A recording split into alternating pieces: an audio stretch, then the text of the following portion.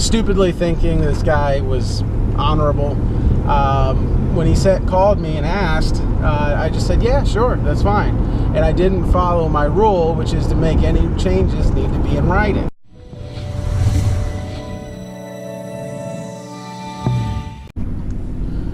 Hey folks, Randy here, Dulin Cut Trim. So I want to tell you about a situation I had the week that I'm filming this.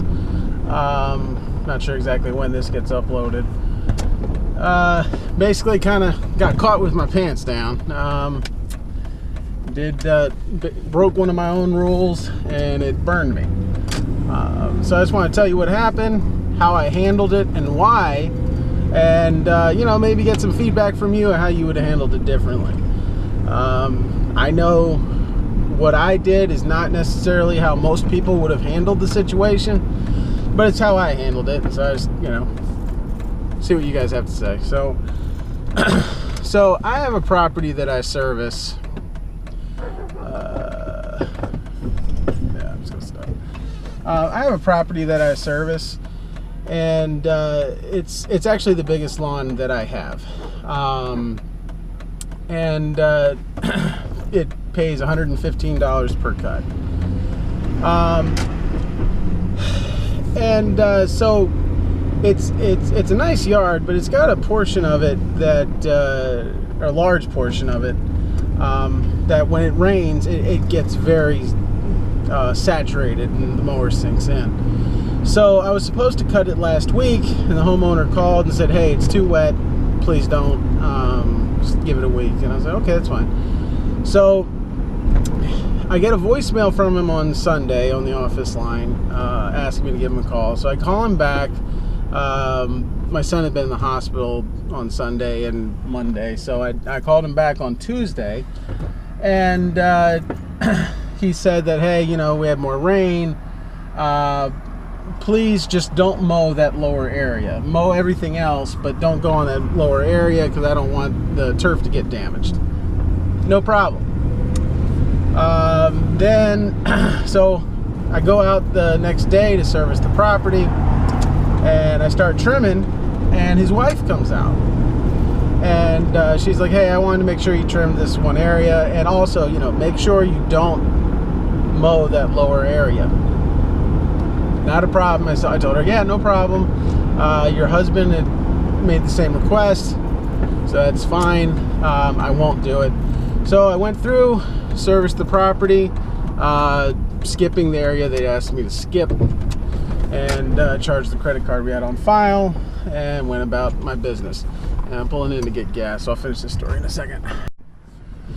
So later that night, my system pings me and lets me know that I got a new voicemail, and I look and I see that it's this customer. And you know, you know how you see something and you just get a feeling? So even though I normally would have waited till the next day when I was in the office, I went ahead and listened to the voicemail. And in the message, this customer is demanding to know why I had skipped most of his yard, and I better not have charged his credit card. And you know, and also I'm canceled. He doesn't want me to service his lawn anymore. So I'm not going to call you back, especially if it sounds like you want to fight. I'll send you an email because I'm not interested in fighting. So I sent him an email saying, hey, you know, I did exactly what you asked me to do on Tuesday and what your wife confirmed you wanted this morning. I didn't mow the lower half of your property like you asked. And, you know, I charged the credit card, this, you know, right after the service like we always do. And got it, you know. If you want to cancel, that's fine. This email serves as confirmation that your service has been canceled. So I knew he was, at that point I was like, you know, we'll see what happens. Because, you know, the thing is, whenever a customer requests a change, I make them put it in writing. But between, you know, dealing with the stress of my son in the hospital and being behind and, you know, stupidly thinking this guy was honorable. When he called me and asked, I just said, yeah, sure, that's fine. And I didn't follow my rule, which is to make any changes need to be in writing. So that kind of bothered me. So he emailed me again later that night. And the God's honest truth is, I had decided if he was going to make a stink out of it, I didn't need the headache. I didn't care enough. $115 is a very small amount of money. I just don't feel like dealing with it. I got more important things to do. So when he sent me an email back, he did not deny that that's what he'd asked. but he was demanding his money back, and I, you know, said some less than kind things about my business. But the God's honest truth is, I don't remember what he said. I just kind of skimmed it. Was like, okay, this guy's being a, you know what, I don't feel like dealing with it. So I just, I went in my system. It was actually the first time I'd ever done it, so I was kind of grateful for the opportunity to learn. Went into my system, learned how to process a refund, did the refund, sent him an email back. Just letting you know, we did the service exactly as you requested. I have processed the refund. I consider this matter resolved. Never contact my company again, and called it done. So I know I handled that in a way a lot of people would not have. I know most folks probably would not have given him his money back, and he did not deserve to get his money back.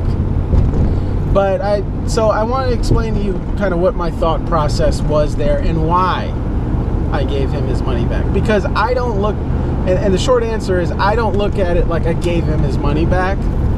What I look at it as,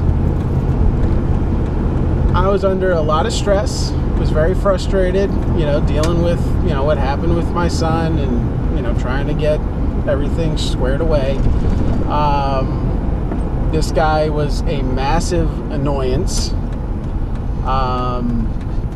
And I asked myself, with the stress I'm feeling right now, with the anxiety I'm feeling right now, would I pay $115 to make that go away? And the answer was yes. It's actually a pretty good deal. I'd pay $115 to make a problem disappear. So that's why I refunded his money. I didn't refund his money to let him get his way. The decision honestly had absolutely nothing to do with him. It had everything to do with me and making my life easier. The fact that it made his life easier is disappointing.